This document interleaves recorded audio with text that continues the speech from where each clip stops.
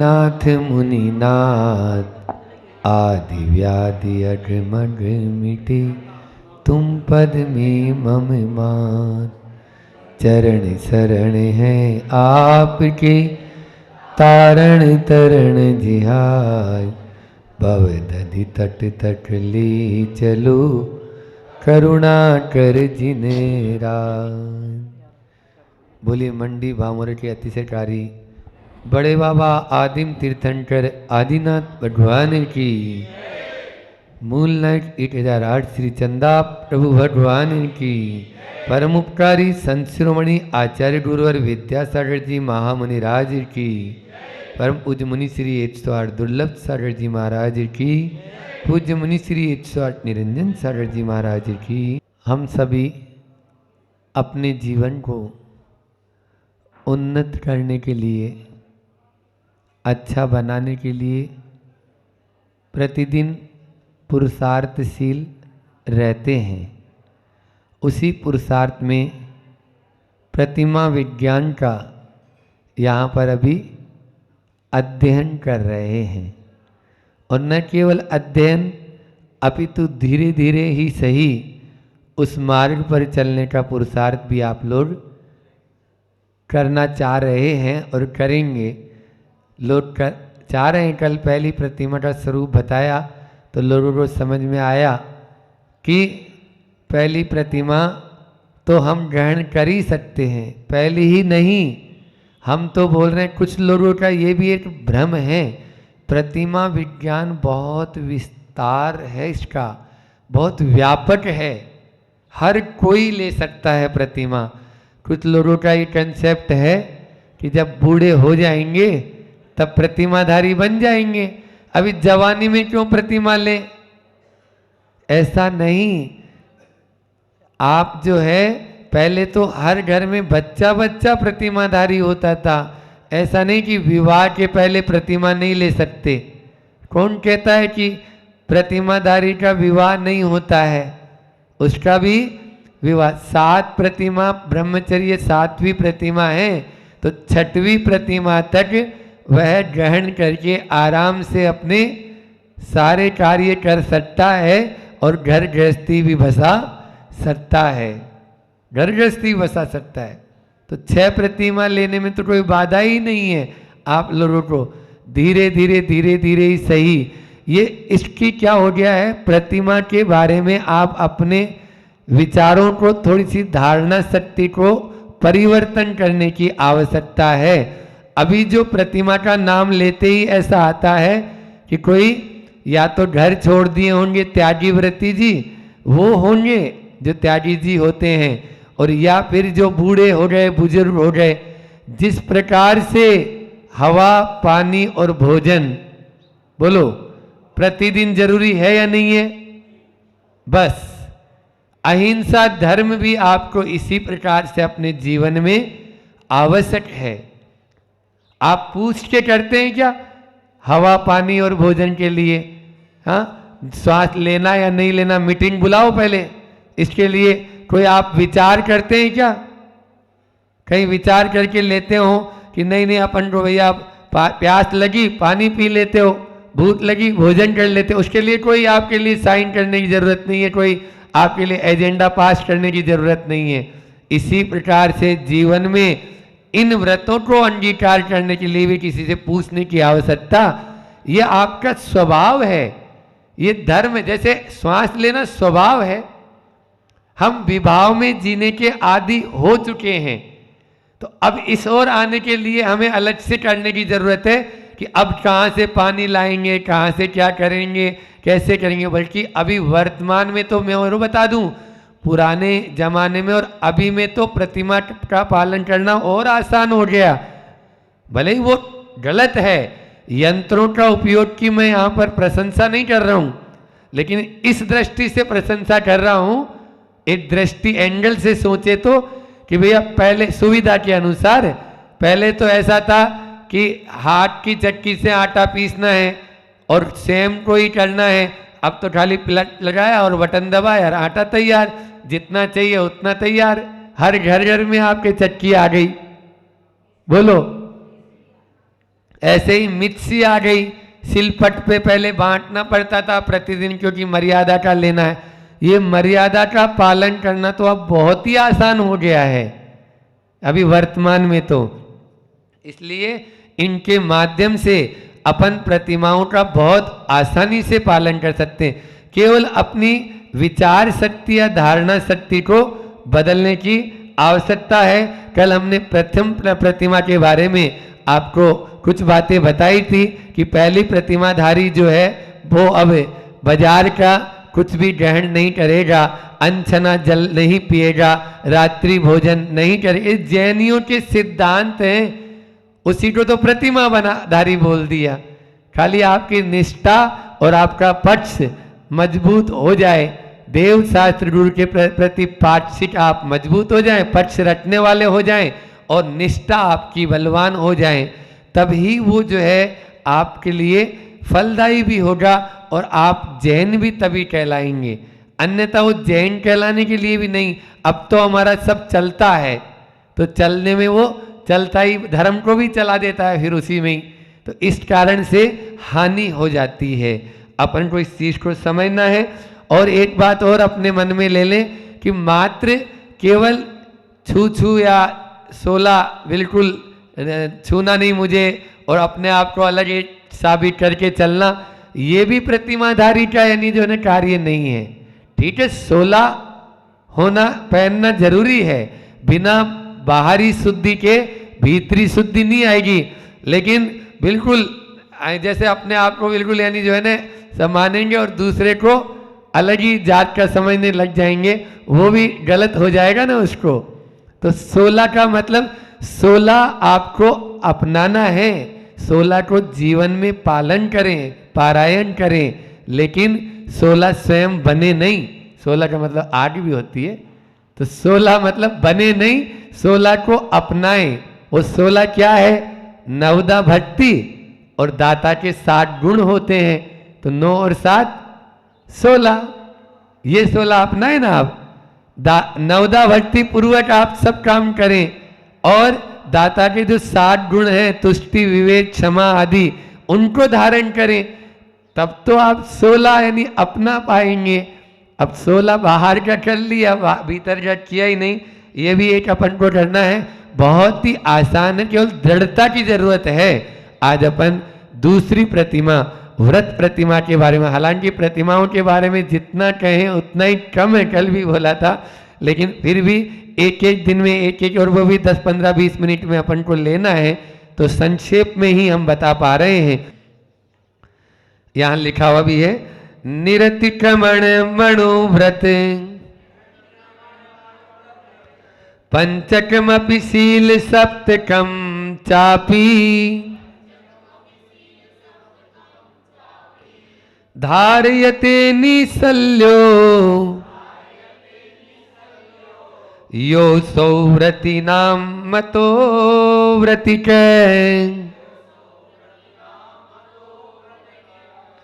व्रति नाम, बहुत सारे व्रतियों के मध्य आप कब व्रति कहलाएंगे, ये कह रहे हैं आचार्य समंत भद्र स्वामी।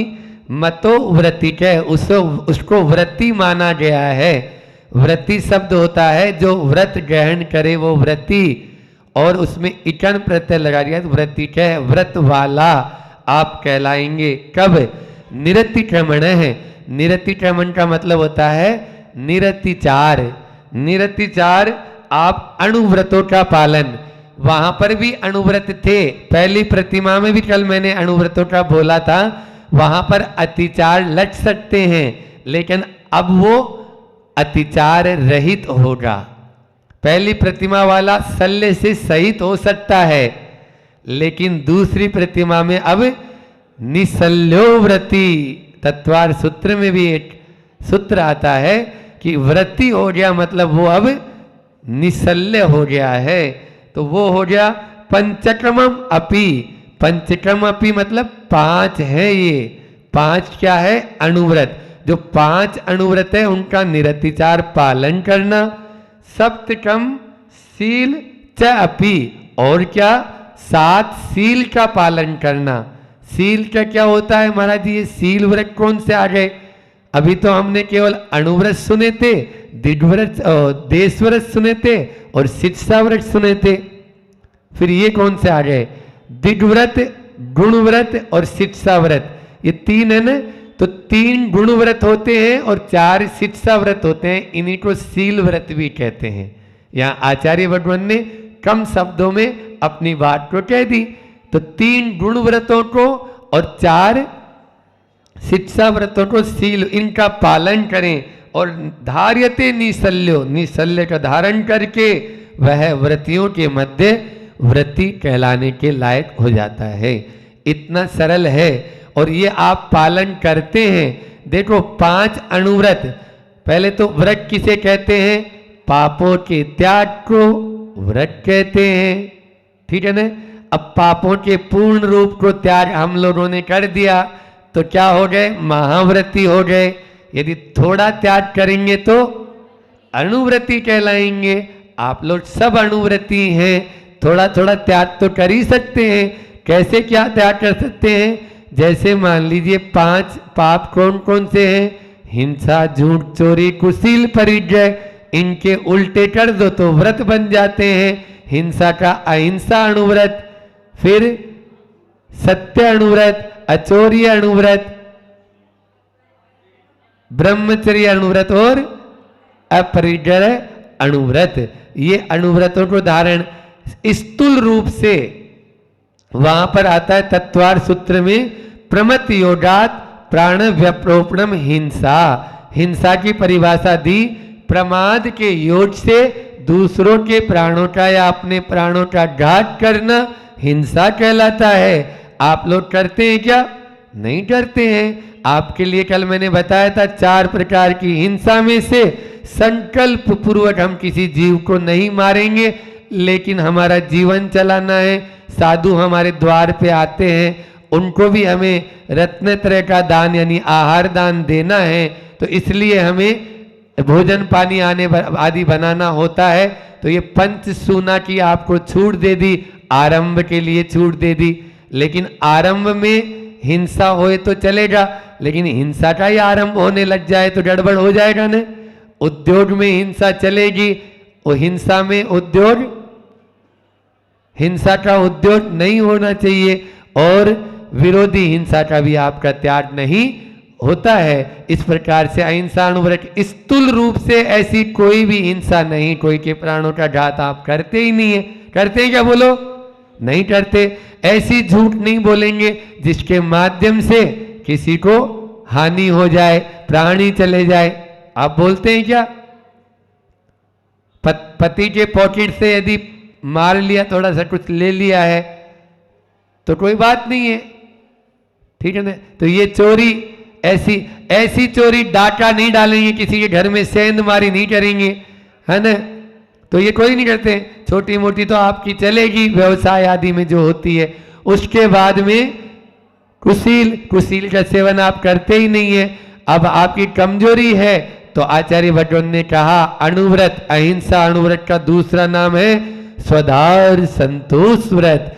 अपनी पत्नी में ही आप संतुष्ट रहेंगे, बाकी परदारासु मातृव्रत, पराई स्त्रियां माताओं के समान मानना चाहिए। परद्रव्येषु लोष्टवत, पराया धन लोष्ट के समान, मतलब मिट्टी के ढेले के समान मान के चलना चाहिए। ये उठती है, ये कोई नहीं करता। तो 5 अणुव्रत का पालन हुआ या नहीं हुआ? बोलो, हो गया। अब गुणव्रत, गुणव्रत का मतलब होता है कि जिनसे हमारे गुणों में विकास होए, वे गुणव्रत कहलाते हैं, ठीक है ना। अणुव्रतों में विकास हो पाए वो गुणव्रत कहलाते हैं। दिग्व्रत, 10 दिशाओं में आप लोगों ने जो मर्यादा बना ली, ये दिग्व्रत। देशव्रत, आपने उसमें और समय और काल की परिस्थिति को देखते, काल और क्षेत्र की परिस्थिति को देखते हुए आपने और छोटा। आज मैं अभी प्रवचन जब तक कर रहा हूं इस पाटे से नहीं हिलूंगा, या 1 घंटे बस इसी पाटे पे रहूंगा, ये नियम लेके बैठ गए, ये देश व्रत हो गया। अनर्थ दंड व्रत, अब प्रयोजन कोई है ही नहीं उसका और वो करे जा रहे हैं, तो वो भी आप लोग नहीं करते हैं, फालतू में। करते हैं क्या? करते हैं महाराज। कब करते हैं? अब पानी बह रहा है, पता ही नहीं है कब से बह रहा है ना। एक मकान में इधर से आते हैं ना सुबह सुबह, तो रोज ही बहता हुआ ही मिलता है उधर, तो वो टंकी ओवरफुल हो जाती होगी उनकी, वही समय हमारे आने का होता है। तो इसलिए ये क्या है? अनर्थ दंड व्रत। लाइट जल रही है, पंखा चल रहे हैं, ये सब अनर्थ दंड व्रत के अंदर प्रमाद से जो हम चर्या करते हैं वो भी है, दुष्श्रुति भी है, अपध्यान भी है, हिंसा दान भी है, ये सब के सब अनर्थ दंड व्रत कहलाते हैं। ये तीनों आप लोगों को छोड़ना है तो हो गया। बताइए गुण व्रत सरल है या नहीं है? अरे सरकार भी बोल रही है कि भैया पानी बचाओ, बिजली बचाओ, जीवन बचाना है तो इन दोनों को बचाओ। मैं नहीं बोल रहा हूं, सरकार बोल रही है। तो ये तो आपके लिए आचार्य भगवंतों ने तो हजारों हजारों वर्ष पहले कह दिया था कि ऐसा कोई काम नहीं करो जिसके माध्यम से आपको हिंसा का या इनका दोष लगे। ये तीनों गुण व्रत हो गए। 4 शिक्षा व्रत है, सामायिक, प्रोषदोपवास और अतिथि संविभाग, भोगोपभोग, परिमाण व्रत, ये 4 हो गए। ठीक है ना। तो ये भी आपके हैं। सामायिक, समता का नाम सामायिक है। अब थोड़ी देर हम आराम से बैठेंगे। अभी अपना किसी से कोई राग द्वेष की नहीं, किसी से न लेना न किसी को देना, काऊ का न लेना काऊ को देना। अपने थोड़ी देर बैठ गए एकांत में जाके, सामायिक हो गई।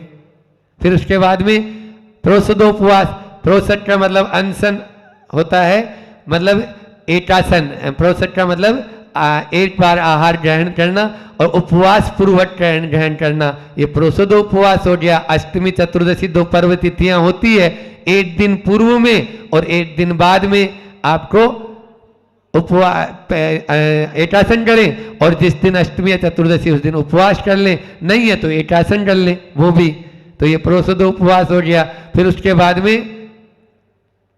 अतिथि संविभाग, हमारे यहाँ कोई भी साधु आए तो हम उनका अतिथि संविभाग, आए या नहीं आए, हम पहले भोजन करेंगे, उसमें से कुछ द्रव्य निकालेंगे बिना किसी उपकार के, केवल मात्र आहार के लिए ही नहीं लेना है, इसको पूजा में भी लगाना, दान में भी लगाना, यह भी अतिथि संविभाग है।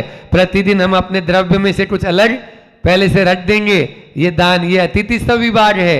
इसी को अपने आय का विभाग कर लेना, अतिथि संविभाग, या उसको देना जो मतलब यानी जिसका कोई तिथि नहीं है उसके लिए दे देना, यह भी अतिथि संविभाग है। मंदिर आदि जिनालय आदि के लिए देना, यह भी अतिथि संविभाग है। और भोगोपभोग परिमाण व्रत, एक बार भोगा जाए वो भोग और बार बार भोगा जाए वो उपभोग।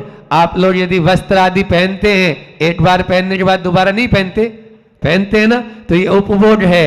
और भोजन एक बार खा लिया फिर दोबारा खाते हैं, उसी को नहीं खाते, तो ये भोग है। इनका परिमाण कर लेना। ये चारों के चारों शिक्षा व्रत है, जिनसे मुनि बनने की शिक्षा मिले, आर्यिका बनने की शिक्षा मिले, ये आप लोग कर रहे हैं। इसके माध्यम से भी आप अपना कल्याण। तो अब ये ग्रंथों में कहीं कहीं पे दिग्व्रत को, देश व्रत को मतलब यानी शिक्षा व्रत में लिया है। जैसे आचार्य समंतभद्र स्वामी ने उसको शिक्षा व्रत में लिया, वहां पर अतिथि संविभाग शब्द न देके वैयावर्ती शब्द दिया। और आचार्य कुंद ने वहां पर संलेखना शब्द दिया, उन्होंने वैयावर्ती और अतिथि संविभाग को नहीं लिया। इस प्रकार से ग्रंथों में थोड़ा सा फर्क है, लेकिन आपको कंफ्यूजन होने की जरूरत नहीं है। आचार्य उमा स्वामी महाराज, आचार्य समंतभद्र स्वामी महाराज, आचार्य कुंद स्वामी महाराज, आचार्य कार्तिकेय स्वामी महाराज, इन्होंने थोड़ा से आगे पीछे करके 12 व्रतों का स्वरूप इसी प्रकार से बताया है। इन 12 व्रतों को जो अंगीकार कर ले वो व्रती श्रावक कहलाता है।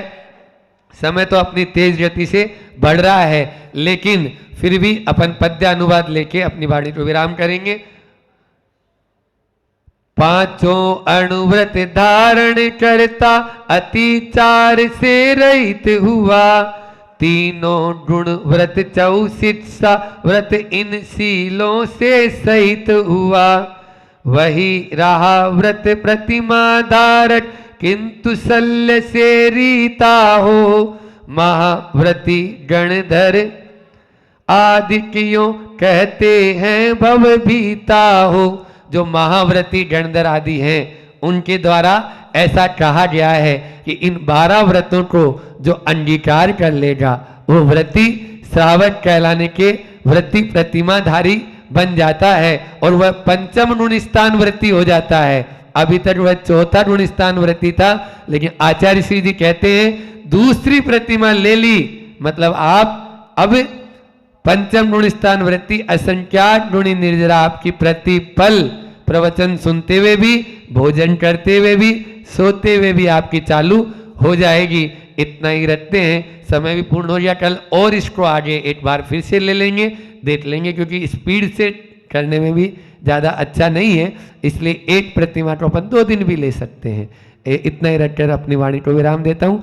बोले अहिंसा परमो धर्म की, आचार्य गुरु और विद्यासागर जी महामुनि राज की।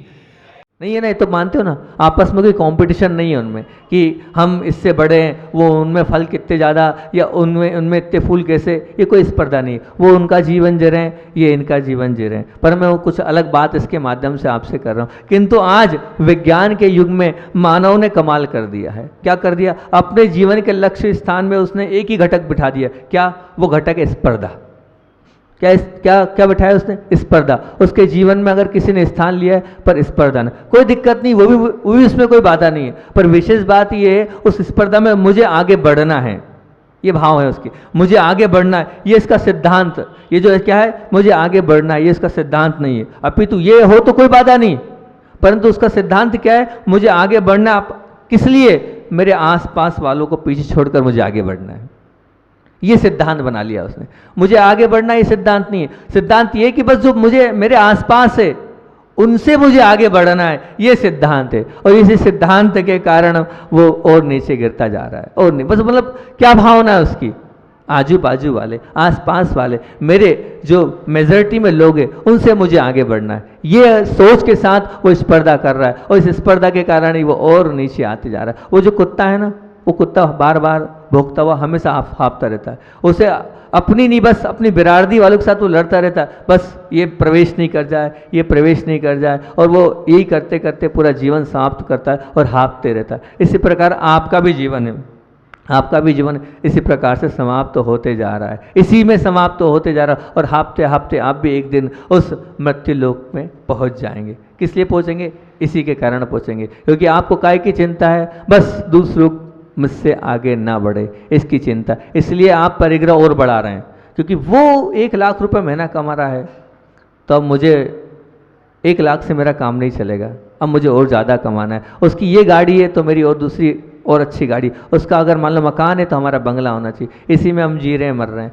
और इसी में हमारा संसार समाप्त होते जा रहा है। और एक और बहुत अच्छी बात, छोटी सी कहानी नहीं, छोटी सी बात है, उससे और बात कर रहा हूँ। एक पति पत्नी घर पे थे। पति घर आया, पत्नी से कहा, और उसने मैं कुछ पूछना चाहता हूँ, पत्नी से कहा। बोले हाँ बोलो बोलो, क्या बात है? बोले आपने भोजन कितने लोगों का बनाया? बोले आपका और मेरा, घर में 2 सदस्य। तो बोले 2 का बनाया है, 1 सदस्य का बढ़ सकता है क्या? 1 सदस्य का भोजन बढ़ सकता है क्या? तो बोले क्या बात है, बढ़ जाएगा, ठीक कोई बात नहीं। वो असल में ऐसा है कि मैं जब रास्ते से आ रहा था तो एक नेत्रहीन मतलब अंधा व्यक्ति वो मुझे मिल गया, और मेरे भाव हुए तो मैंने निमंत्रण दे दिया, इसलिए उन्हें निमंत्रण दिया है और आज उनको आपको भोजन कराना है। तो धर्मपत्नी ने कहा नहीं हो पाएगा। अरे क्यों नहीं हो पाएगा? अभी तो आप कह रहे थे कि हो जाएगा। बात ये है कि कब आ रहे हैं? बोले 1 घंटे में आ रहे हैं। वो बात ये है कि आपने कहा वो नेत्रहीन है, आँख से उनको दिखता नहीं है ना। अब आँख से उनको दिखता नहीं तो निश्चित तौर से ये तो सत्य है, कोई ना कोई उनको छोड़ने तो आएगा, कोई ना कोई छोड़ने तो आएगा उनको। तो अब 1 कहाँ हुए? वो 2 हो गए ना। अब 2 में से मैं 1 का भोजन कर सकती हूँ, अब मुझे नया ही बनाना पड़ेगा। अब 2 का तो बनाना ही पड़ेगा, कितना इतना तो हो नहीं पाएगा कि 2 का 4 कर लें, 2 का 3 तो फिर भी एडजस्ट कर सकते हैं, बनाना पड़ेगा। बात तो सत्य थी कि कोई ना कोई तो छोड़ने आएगा ही आएगा। बिल्कुल ठीक है, क्योंकि जो नेत्रहीन है, आँखों जिसके पास नहीं है, वो अकेला कैसे आएगा? एक न एक व्यक्ति छोड़ के आएगा। अब इस माध्यम से मैं आपसे दूसरी बात करना चाह रहा हूँ। आपकी जो संपत्ति है ना, आपकी जो परिग्रह है ना, वो जो आपका पैसा है ना, वो भी क्या है? नेत्रहीन ही जैसा है, उसकी भी आंखें नहीं है। वो भी जब आता है ना, जब आप उसको आमंत्रण देते हो, बुलाते हो, तो भी किसी न किसी को साथ लेके आता, अकेले नहीं आता है, कोई ना कोई को साथ लेके आता है। महाराज जी किसको साथ लाता है वो? संपत्ति तो लक्ष्मी तो अकेली आती है? नहीं नहीं, ध्यान रखना, लक्ष्मी किस किस को साथ लेके आती है उसको मैं बता देता हूँ। लक्ष्मी अपने साथ लाती है, भय को साथ लाएगी, अकेले नहीं आएगी लक्ष्मी, भय को लेके आएगी। जैसे वो नेत्रहीन कभी अकेला नहीं आ सकता, उसको रास्ता नहीं मालूम, ऐसे ही वो लक्ष्मी जो है अपने साथ किस किस को लाएगी? भय को लाएगी। देखते जाना वो किस किस को लाएगी। वो क्या लाएगी? भय को साथ लाएगी, वो चिंता को साथ लाएगी। वो लक्ष्मी किसको साथ लाएगी? चिंता को लाएगी। वो अविश्वास को साथ लाएगी, अविश्वास की वृत्ति आपकी और बढ़ती चली जाएगी, और वो अपेक्षाओं के भरमार को साथ लाएगी। इतने सारे लोगों को साथ में लेके आएगी। क्या अगर आप इस प्रकार से किसी को बुलाओगे तो साथ ध्यान रखना, साथ साथ में इन सब मतलब पैसे को बुलाओगे, लक्ष्मी को बुलाओगे, इन सबको आपको बिना बुलाए आमंत्रण है उनका। वो हो सकता है वो जो मिलना ही है, वो तो है ही, उसमें कोई बाधा ही नहीं। वो जो नयनहीन व्यक्ति था, उसके साथ जो व्यक्ति आ रहा हो सकता है वो सज्जन हो, उसको भोजन आप करा भी सकते हो, किंतु संपत्ति के साथ जो परिवार लेकर आती है वो परिवार इतना खतरनाक होता है कि वो सज्जन व्यक्ति को भी दुर्जन बना सकती है। वो उस मनुष्य को, जो कि कहना चाहिए कि मानव है, उस सज्जन मनुष्य को भी वो राक्षस का चोला पहना सकती। कौन सी? वो लक्ष्मी जब आएगी आपके जीवन में। इसलिए सोच समझकर, बहुत दिमाग के साथ, ठंडे दिमाग के साथ आप उस लक्ष्मी को बुलाना। वो लक्ष्मी अकेले नहीं आती है, जब भी लक्ष्मी आती है तो इन सब चीज़ों को साथ लाती है, और जब ये साथ लाएगी तो आपको निश्चित तौर से आपके जीवन में अशांति पैदा होगी ही होगी। और बात तो करना थी, लेकिन आचार्य श्री की बात कर लेता हूँ, 3 मिनट बचे, नहीं तो आप लोग बोलोगे महाराज जी रोज़ रोज़ बोलते हैं और आचार्य श्री का संस्मरण सुनाते ही नहीं। तो आज पहले अपन आज कर लें, आज दूसरी बात अपन गौण कर लेते हैं, आज बताते हैं आपको आचार्य श्री के विषय में। पहले इसका रिवीजन करना हो तो एक बार इसको मैं आपके सामने 2 मिनट में रख देता हूँ। कौन सी बात चल रही थी अपनी? हाँ, तो इसमें विशेष बातें जो थी वो एक ही है।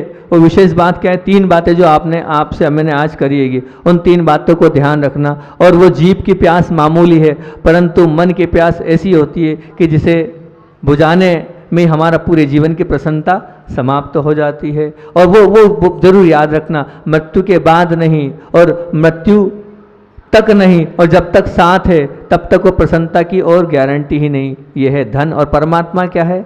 मृत्यु के बाद भी साथ जाए और मृत्यु तक साथ दे, और जब तक साथ है तब तक प्रसन्नता की गारंटी। ये है परमात्मा। और जिंदगी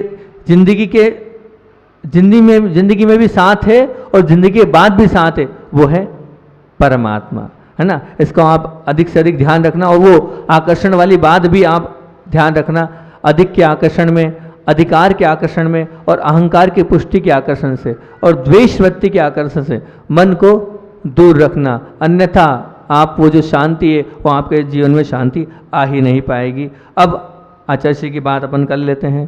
प्रत्येक व्यक्ति अपने जीवन में अच्छा एवं सुंदर बनाना चाहता है। सबको इच्छा है कि मेरा स्वरूप सुंदर हो और मेरा जीवन अच्छा हो।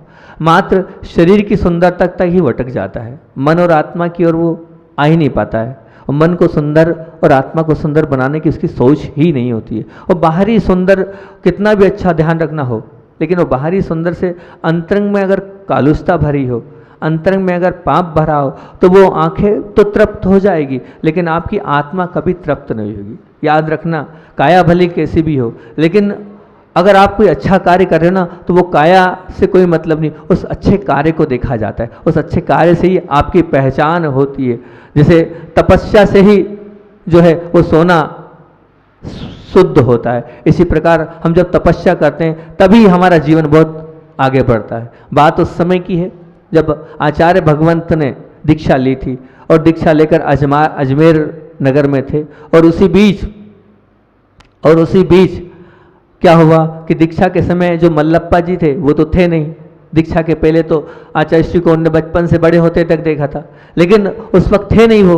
जब थे नहीं तो वो पहुंचे अजमेर में, काफ़ी समय पश्चात वहाँ पहुँचे दीक्षा के बाद। और जब आचार्य श्री के उन्होंने दर्शन किए, आचार्य श्री के उन्होंने दर्शन किए, प्रथम दर्शन मुनि अवस्था में करे, तब उनके मुख से जो शब्द निकले थे वो ये शब्द थे, वो आपको मैं बताना चाह रहा हूँ। वो शब्द थे दीक्षा के बाद, वहाँ उन्होंने एक ही बात बोली थी कि साधना से आंतरिक और बाहर दोनों सुंदर दिखते हैं। उनका क्या कहना था?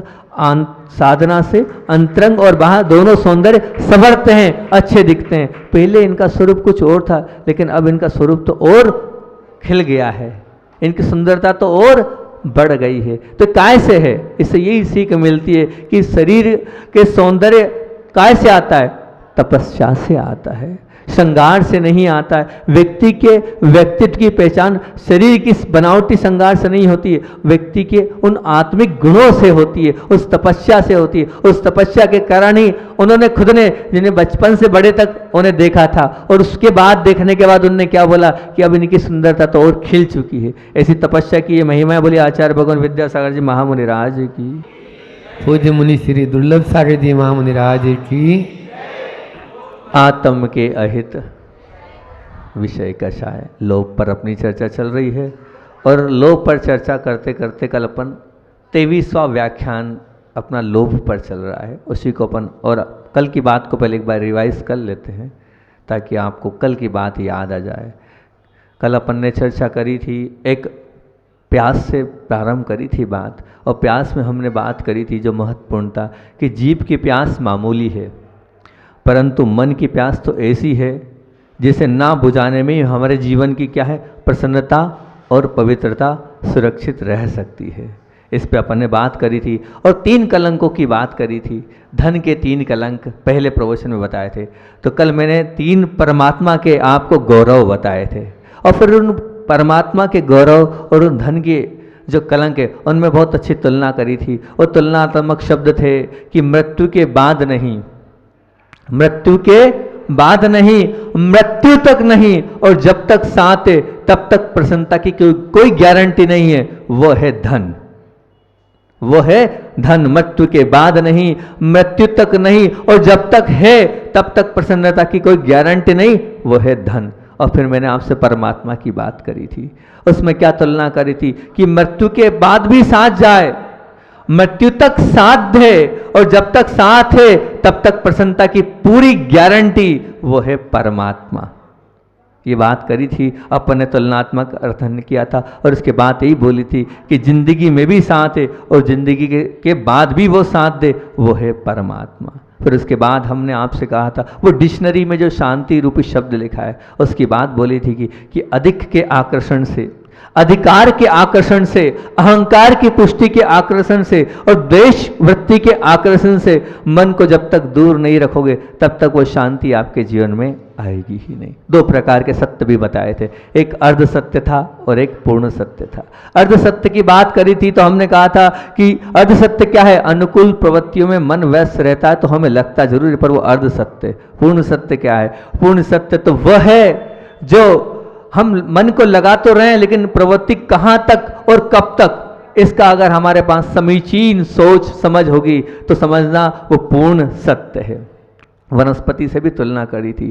संपूर्ण वनस्पति जगत पर आप एक दृष्टि डालकर देखेंगे तो वहाँ पर कोई किसी प्रकार की स्पर्धा नहीं है, लेकिन हमारे और आपके जीवन में मात्र एक ही है, स्पर्धा है। मुझे आगे बढ़ना है, कोई बात नहीं, ये सिद्धांत हो तो ठीक है, लेकिन अपितु उसकी अपेक्षा क्या है? मुझे अपने साथ वालों को पीछे छोड़कर आगे बढ़ना है। ये बहुत बड़ा भूत है। इस पर अपन ने कल चर्चा करी थी। और फिर उसके बाद एक बहुत अच्छी सी कहानी सुनाई थी, 2 नयन जो जिनकी आंख नहीं थी, और उसमें मैंने कहा था संपत्ति आती है तो संपत्ति आती है तो अकेले नहीं आती है। जैसे उस अंधे व्यक्ति को छोड़ने के लिए कोई ना कोई आया था कल अपनी कहानी में, ऐसे संपत्ति के साथ कोई ना कोई आता है। संपत्ति के साथ कौन आता है? तो वो बताया था वो अपने साथ भय को लाती है।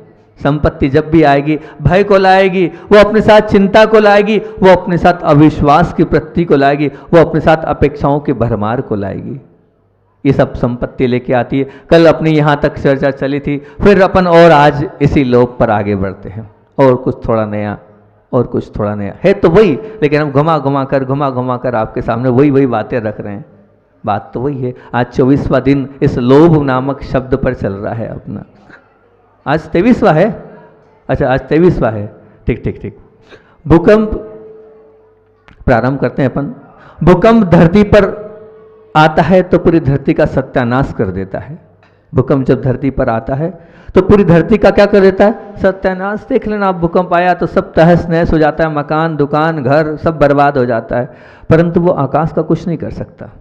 वो जो आकाश द्रव्य है ना, उसका भूकंप कुछ बाल बाका नहीं कर सकता। वास्तविकता है ये। सुनामी, सागर की लहरें आ रही हैं, वो तूफान आ रहा है, वो वहाँ पर तो वो तबाही मचा सकता है, आसपास के स्थान में तबाही मचा सकता है, पर वो जो ऊपर आकाश है ना, उसमें उस सुनामी की कोई बस नहीं चल सकती। वहाँ कुछ भी नहीं, कोई कुछ नहीं हो सकता है। वह आपने मान लीजिए खमन खाया, खमन खाने के बाद आपका पेट जरूर खराब हो सकता है, पर आपकी आँख खराब नहीं होगी। पेट जरूर खराब हो सकता है, पर आँख से खमन का कोई लेना देना नहीं है। मान लीजिए आप वो जो डीजे के बड़े बड़े बहुत बड़े बड़े वो संगीत चलते हैं, वो क्या बोलते हैं उसको, डीजे के क्या बोलते हैं उसको, वो ये जो लगे हैं यहाँ बहुत बड़े बड़े स्पीकर रहते हैं, हो सकता है उसके कारण आपके कान में कोई तकलीफ आ जाए, हो सकता है वो आपके कान खराब हो जाए, पर आपके हाथ पैर में कुछ नहीं होगा, हाथ पैर में कोई नुकसान नहीं होगा। कान में कष्ट हो सकता है उसकी आवाज़ से। अब हो सकता है अपन क्रोध मान माया की बात करें, इनको भी ले लेते हैं। मान लीजिए आपने क्रोध क्या करेगा? ज़्यादा से ज़्यादा आपका आपस में प्रेम वात्सल्य उस पर आक्रमण करेगा, पर वो आपके संतोष को समाप्त तो नहीं कर सकता। आपके अंदर संतोष रह सकता है क्रोध के बाद भी, क्रोध के होने के बाद भी संतोष रह सकता। वो जो मान है, वो मान क्या करेगा? मान आपके विनय को ठेस पहुंचाएगा, विनय का आपका नाश करेगा। लेकिन ध्यान रखना, आपके वैराग्य को फिर भी बरकरार रख सकता है। जरूरी नहीं है कि जो वैरागी हैं मान नहीं करते, सब करते हैं, बिल्कुल करते ही करते हैं, होता ही होता है। वो माया क्या करेगी? वो माया आपके विश्वास को, आपको जो विश्वास है उसको तोड़ देगी, उसको विष रूप कर देगी। लेकिन ध्यान रखना, आपकी पवित्रता तो कायम रह सकती है उस मायाचारी के बाद भी, अंदर में पवित्रता रह सकती, धर्म के प्रति आस्था रह सकती, शील के प्रति पवित्रता कायम रह सकती, ये चीज़ है। परंतु क्या महाराज जी, परंतु लोभ एक ऐसा है, ये सारे गुणों को नाश कर देता है। इनमें तो बहुत सारे गुण देख लिए, लोभ सारे गुणों को नाश कर देता। उसको कहा है सर्वगुणासनम सर्वगुण विनाशनम लोभ, मतलब सर्व से सब गुणों का नाश करने वाला लोभ है। और सबका बाप तो है लोभ, पाप को अपन पहले भी करके आए, लोभ पाप को बाप बखानो। प्रश्न ये है कि लोभ ऐसा क्या है इस लोभ में कि सब गुणों का नाश कर देता है, सबको समाप्त कर देता है? ऐसा क्या है? क्या इसमें इसका जन्म स्थान क्या है? आखिर इतने पापों का इसको जन्म स्थान माना तो क्या है? तो इसका उत्तर एक ही है, एक नहीं 3-4 तरह से हम आपको इसका उत्तर दे देते हैं। क्या? जिस वाक्य में पूर्ण विराम नहीं होता उसका नाम है लोभ।